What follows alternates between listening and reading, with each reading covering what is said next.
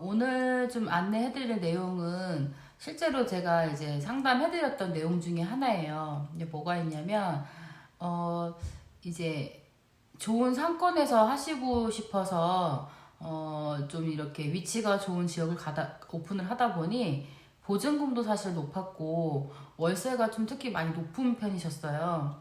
그러다 보니까, 이 운영하는 부분에 있어서 좀 문제가 많이 일어났었고, 그리고 이제 인테리어에 좀 많이 치중을 하다 보니까 결국은 내가 매장을 운영할 때 뭐예요?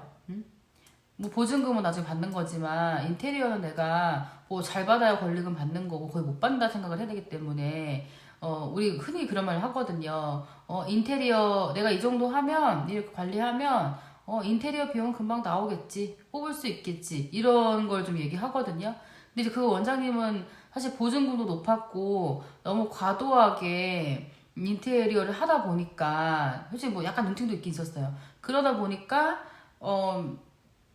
진짜 어떻게 보면 뽕 빠지는 거죠. 아무리 해도 채울 수가 없다는 거예요.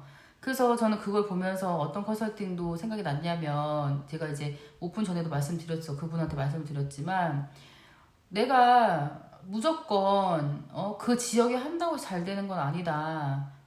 다른 지역에 하더라도 내가 마케팅만 잘하고 광고만 잘하면 무조건 오게 돼 있다. 내가 교육에 힘써야 된다. 얘기를 했던 적이 생각이 나요.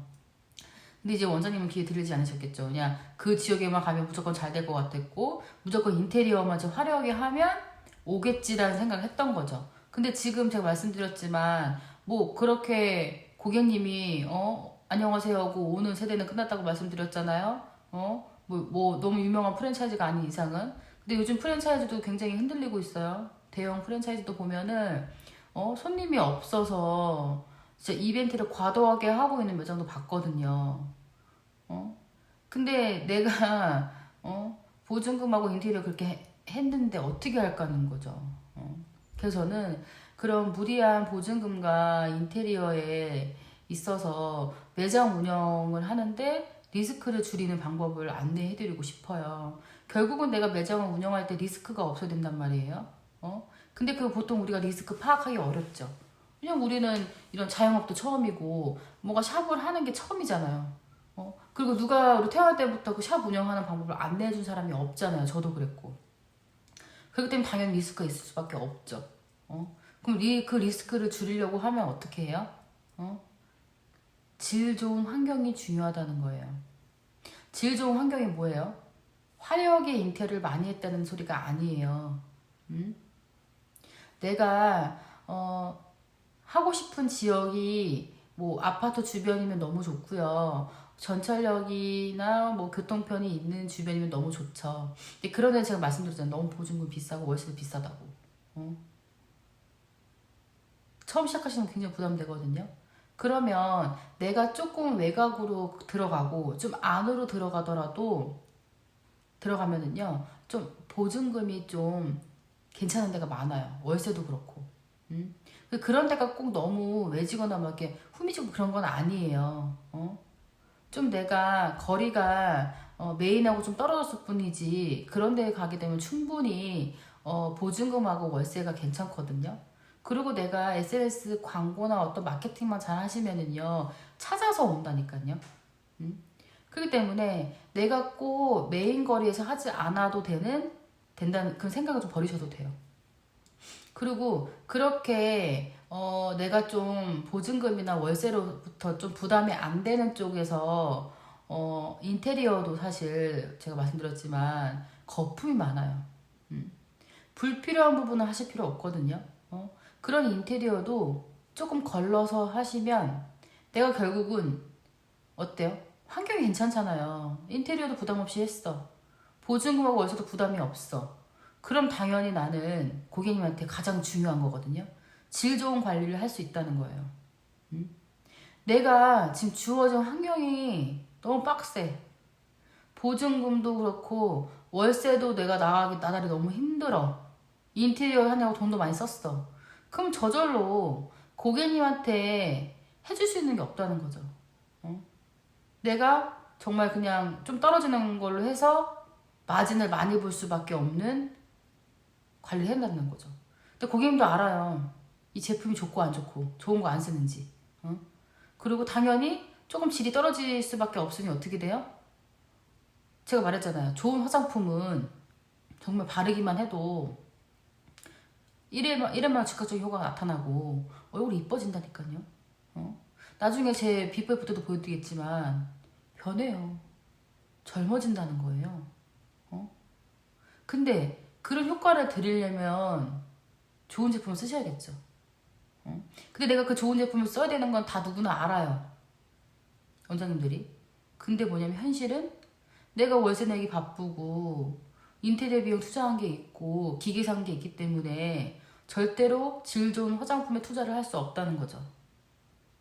그래서 맨날 그냥 열심히 수기 관리, 윤곽 관리가 아픈 경단만 하고 계시는 거예요. 물론 제가 수기나 경락 관리 하시는 분한테는 죄송해요. 제 개인적인 생각이긴 하지만. 그럼 결국 다시 한번 정리를 해볼게요.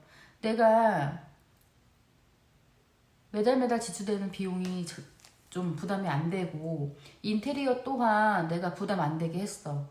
그리고 가게는 조금 뒤에 있지만 월세가 좀 부담이 안 돼. 그리고 가게는 솔직히 인테리어 비용 좀 절충하시는 방법은 말씀드렸지만 천장과 바닥은 건드리지 마세요. 그리고 내가 기본적인 틀만 하고 그리고 내가 소품을 채우면 돼요. 그럼 굉장히 깔끔해요. 그 상태에서 고객님이 오시면 당연히 내가 질 좋은 화장품으로 관리를 해드리니 고객님은 어때요? 나한테 관리 받았으니 바로 좋아지는 게 보여요.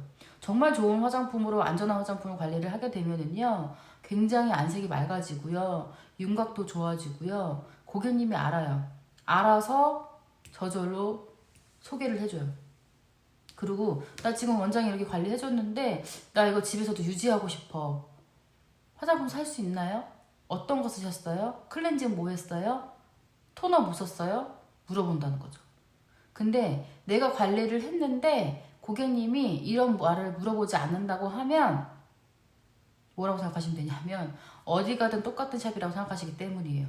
그리고 별로 좋아진 걸 못 느꼈기 때문에 물어보지 않는다는 거죠. 그리고 내가 추천을 하더라도 와닿지가 않는 거죠.